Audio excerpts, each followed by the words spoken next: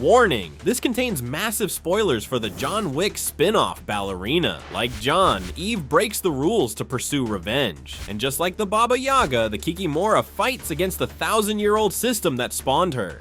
By killing the Chancellor, Eve sets the bounty on her head, beginning at $5 million. Pretty low considering the dozens of corpses in her wake.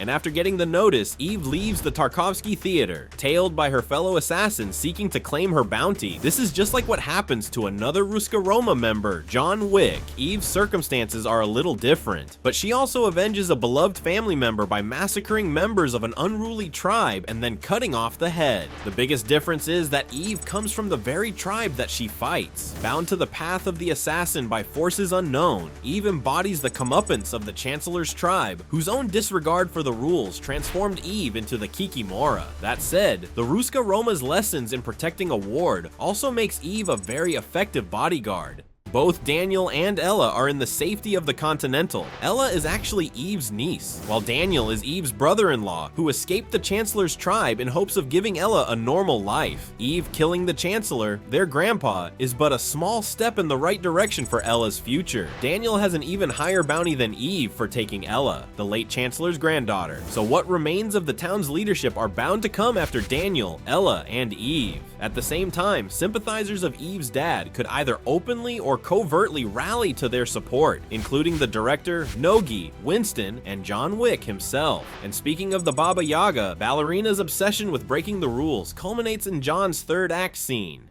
Apart from kicking Eve's ass, John appears to remind Eve that all these rules are arbitrary. The director is still right. The rules that govern them are essential to their survival. But from the Chancellor's tribe to the Baba Yaga himself, rule breaking gives them the edge. Yet while the Chancellor used the rules to establish a reign of terror, John enforces his own rules to allow Eve to exact her revenge. And by giving Eve only until midnight to kill the Chancellor, or get killed by the Baba Yaga, John himself is the last driving force that pushes Eve to the finish line. In a way, this was the Baba Yaga passing the torch to the Kikimora, whose debut is marked by a no-nonsense style that gives the John Wick films a run for their money.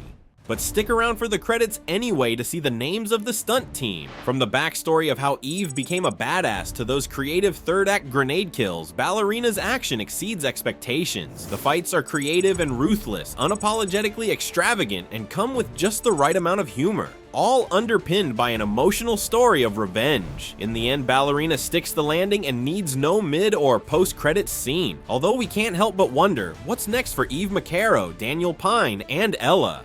What did you think of the ending of Ballerina? Tell us your thoughts in the comments, and thanks for watching ScreenRant.